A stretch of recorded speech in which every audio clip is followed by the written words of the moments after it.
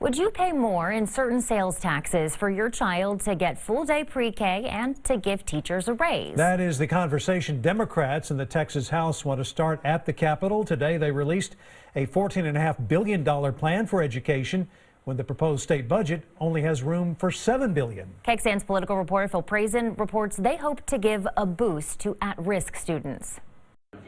The fastest growing group of students in Texas are children in poverty and children who speak English as a second language. Working them through the school system at the same pace as other kids takes time and resources. So ensuring that students are getting that additional support, that additional time, whether it be after school tutoring or even in classroom support. Sonia Dominguez from the education nonprofit E3 Alliance says if they get a boost early, they can actually surpass their peers. In particular, the students who learn 2 languages as children.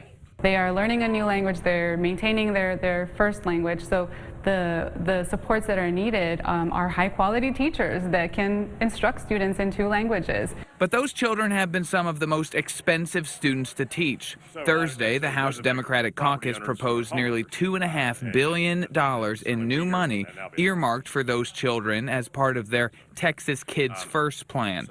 That overall plan would tap the state's savings account, as well as place the state sales tax on items not taxed now, like over-the-counter drugs, magazines, and gasoline. We want our children to have the best education possible. We want teachers and support staff to be paid a fair wage. We want a system that puts Texas kids first. But to be frank, this is not the plan that eventually will pass, but some of these ideas very well might make it into that bipartisan school finance plan that will. That plan will be backed by our state leaders, Republicans. One of them, Speaker Dennis Bonnen, who responded to this plan, saying when it comes to educating our children, there is no Republican or Democrat plan. There is only a Texas plan.